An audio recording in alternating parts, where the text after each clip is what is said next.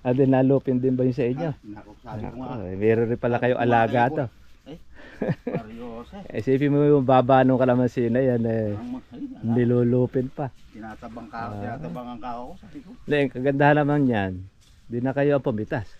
Yun lang, hindi na ako napagod. Di na napagod. Kaya lang, wala nga lang nakuha nga lang ko na bumalik. Siguro sa hirap na siguro ng kuwan niya. Ng bisyo niya. Wala na mapagkunan ng bisyo. Oo, yun nga ang kondo. Oo, mabibisyo kasi yun. Ito kasi sa akin din mga katrivia, meron tayong kaibigan din daw. Talagang nung malalaki, ayun, nakikita mo pa. Pero nung pipitasin mo na, halos hindi mo na makita. Sabi ko, kasama ko, abel ako, alayin mo na lang. Kaya nga. May naman nun na hindi na tayo umupa ng pitas. Yun lang, ang pabor ko lang.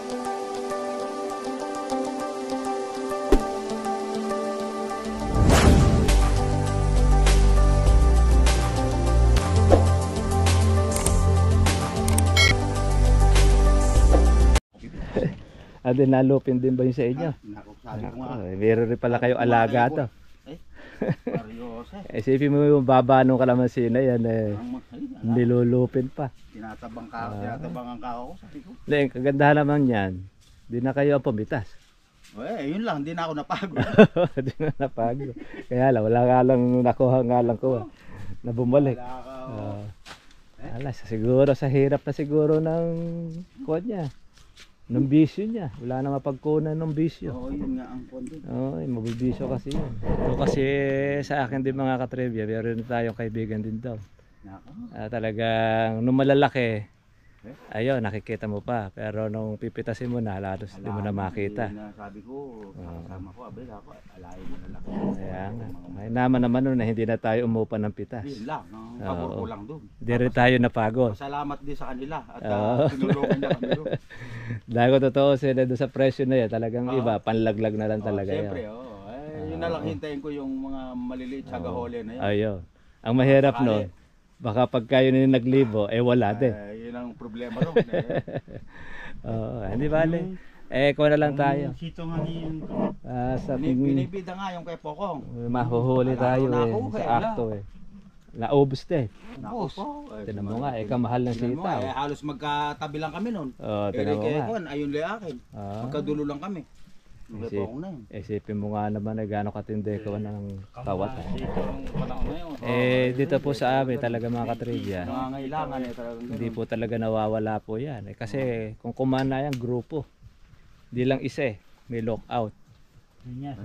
Inisip namin pagka maglalagay kami ng CCTV, makauna CCTV yung mawala kasi makikita kagad yung kuwan doon baka mamaya bago kuha ni na idol ayun niya, tatakpan niya yun. Madali kasing kunin ng CCTV. Una-una kita yung solar. Kung wala namang kuryente. Anduto namin. Ikaw sa bagos. May balsa nga ron isa. Iniisip ko na nadadaanan ko pa. Walang kung kaya ka ako itong balsa. Ano kaya ginagawa dito nito? May balsa na sadya. Kawayan. Kawayan. Mga 15 pirasong kabit-kabit. Nadadaanan ko siya pag nagpupunta ako sa bomba ro sa malaki ro sa may boundary doon. Ando, nakatali ro sa gilid dun sa pampang na gano'n. Lagi nando? Laging ando. Ayun. Pinanduto namin doon. Ibig sabihin, doon pwede. dinadala yung mga nakukuha, napipitas. Kasi mahirap din tayo magano kasi hindi tsaka wala naman tayo ebidensya rin. Ano rin. Siguro yung kawayan na yun, nandun pa rin. Ando, yung balsa. Nandun pa rin, balsa. Ando, nakapirme ko. Pagka siyempre hindi naman gagalawin ng araw yun. Siyempre kukuha yung gabi, di ba? Sa gabi sinasakay. Lagyan nyo kaya ng karatula. Nakatali lang doon. Lagyan nyo na sulat. Makonsensya sana kayo. Kaya ayun na lang, dinadaan na lang po natin mga katabi po sa tawa. Papalitan naman po ng sa taas po yan.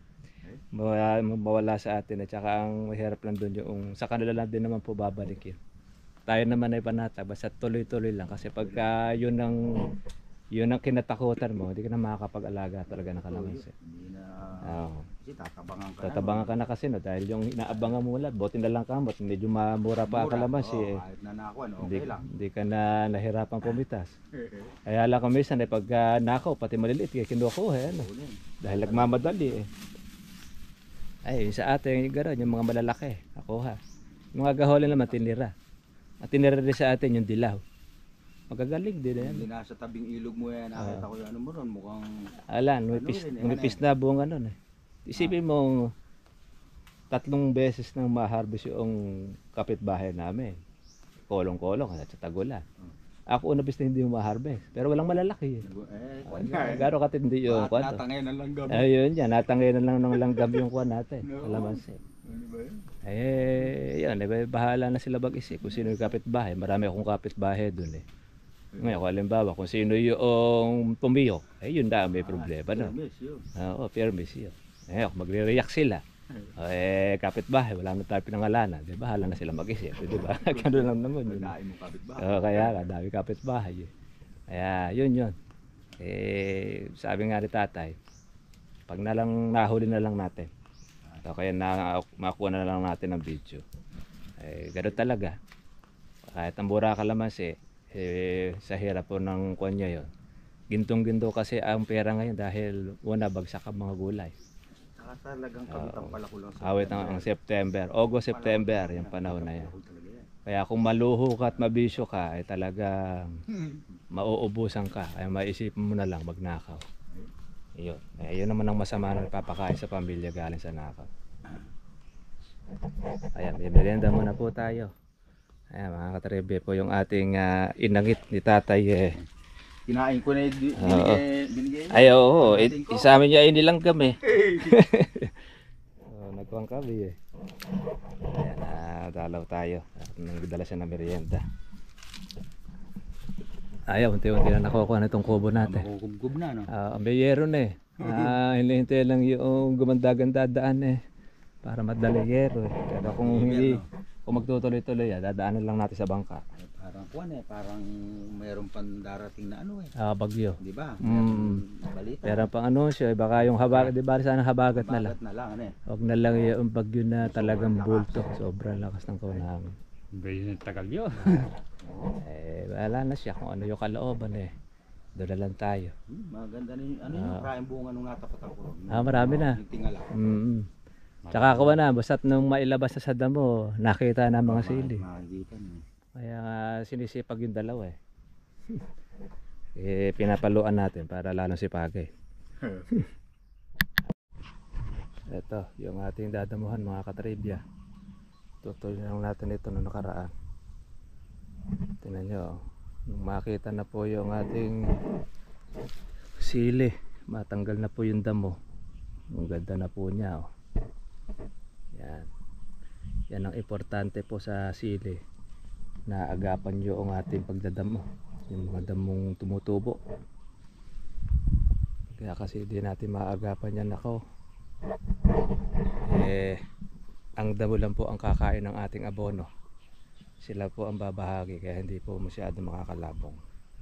Medyo malaki po kasi ito mga katribya.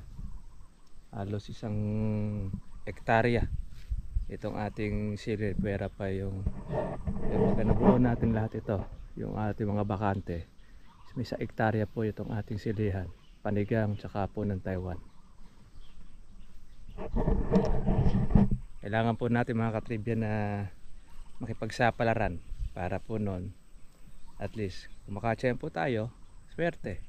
Kung hindi naman, better next day na lang uli o next time. Ganoon lang naman po yan. Ang importante meron tayong inaalagaan, meron tayong nakaumang, kumagat doon sa may pain at makahuli ng isda, okay lang din. Makahuli mo ng maliit na isda, okay pa rin. Importante, nandyan lang po siya. Hindi po nasasayang yung pagitan po natin sa ating kalamansi. Natataniman po natin siya mga katribya para nun hindi ka maiinip. Yan. Sabay na pong lalaki ang sili tsaka po itong ating kalamansi. Dahil mahigit 1 taon ang ating Taiwan bago po ito po ay mapatay. At iyan naman ay mahaba po ang buhay po ng ating Taiwan. Hindi kagaya po ng panigang, sandali lang Mapagka nangulot na ang kanyang bunga, papalitan uli ng panibago. Sige, umpisa na po tayo ng ating pagdadamo. Ayan, ganyan-ganyan lang naman ang damo natin. Ang patiran, tapos ang baging. Buti nga po itong ating damo di na po siya ngayon malagkit gaya nung dati na dadamo tayo ng umuulan. Ito baging, importante yan. Sasagad lang natin ang ating paggapas para matagal ang ulit.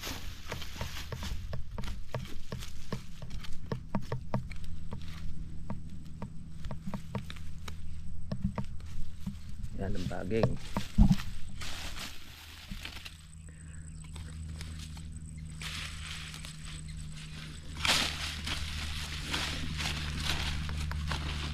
Importante mailitaw ng mailitaw sila. Tapos ay ating siyang gagambulan sa susunod na araw.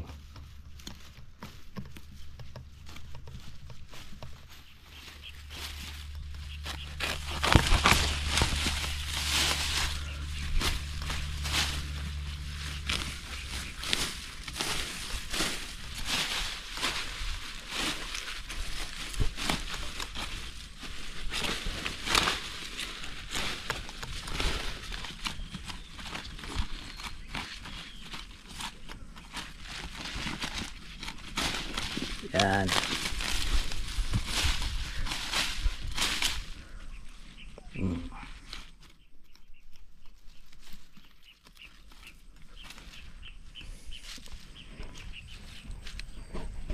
Okay.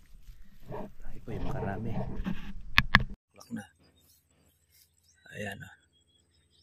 Yung kamatis ni Bernabe. Meron na tayo magiging pampiga. Okay. Sad-sad na po natin ang ating damuhin dito sa ating pong sili. Yan. Okay. Kita na. Gagascatter na lang natin po yung kalamansi. Ayan o. Kitang-kita na yung mahaba o. Yung kahabaan. Ito. Ganda na dyan. Nung madamuhan na lumitaw ang ating sili. Kaya malaki pag-asa.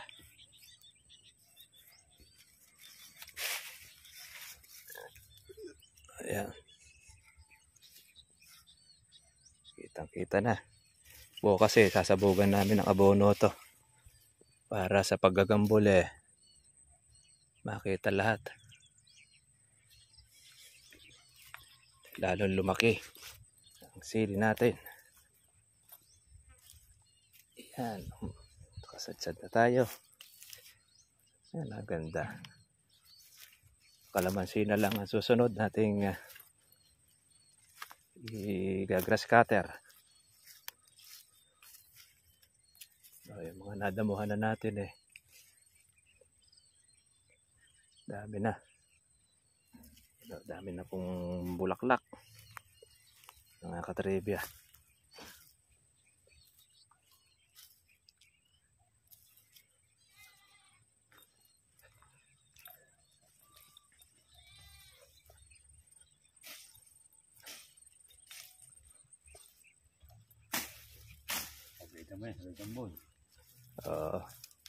Yan ang malakas dyan yung baging. Kailangan dyan yung baging ang maapula. Pero pagka nakalitaw na siya, kagandang tingnan, no? Yan lang.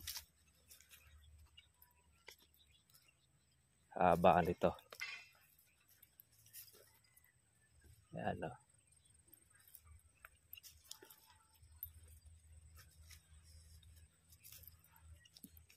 Marami ito mga katribya.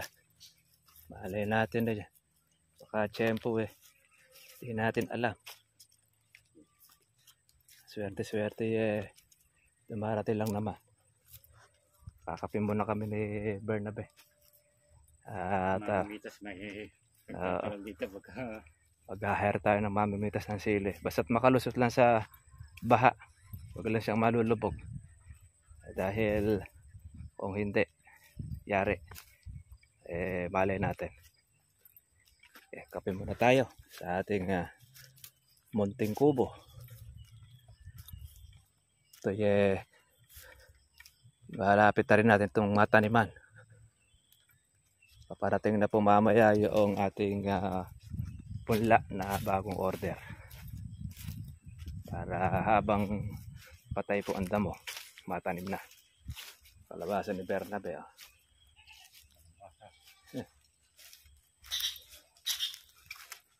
Okay, coffee break tayo. Nakatribya.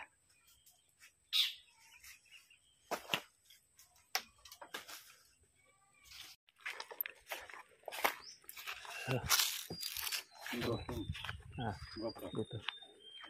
Uwi na tayo mga katribya. Bukas naman lalagay na tayo ng ating abono uli para po sa ating siling dinamuhan. Marami-rami na rin po yung ating nadamuhang sili. Nakalitaw na siya. At yung una natin dinamuhan ay atin uli po siyang babalikan.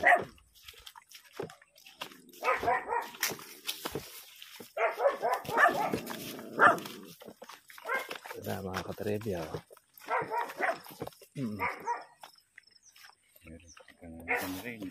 Ganda na, diretso na yan. Ayun, ganda na niya.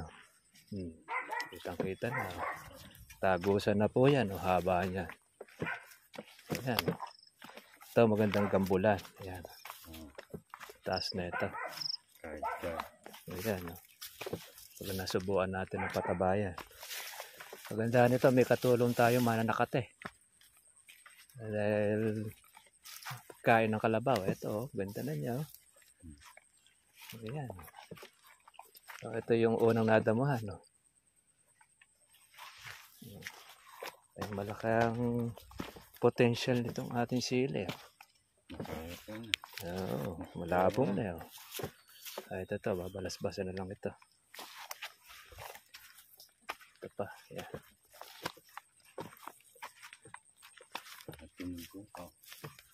Ayan. Ayan, labong na, Ayan, ang dami pong bulaklak mga katribya. May bunga sa ilalim. Ayan, lalaki. Ang ganda na ng bulas. Mukhang ito unang mahihinugan. Kasat nalitaw sa damo Ayan.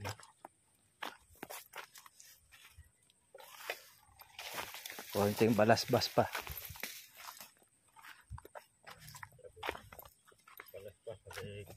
Oo, sa begang bulyan Ay, tataba na po ng sili.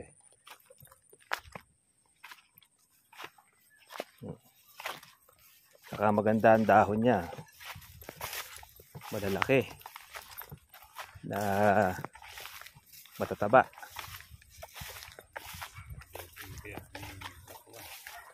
Alam mo si panigang.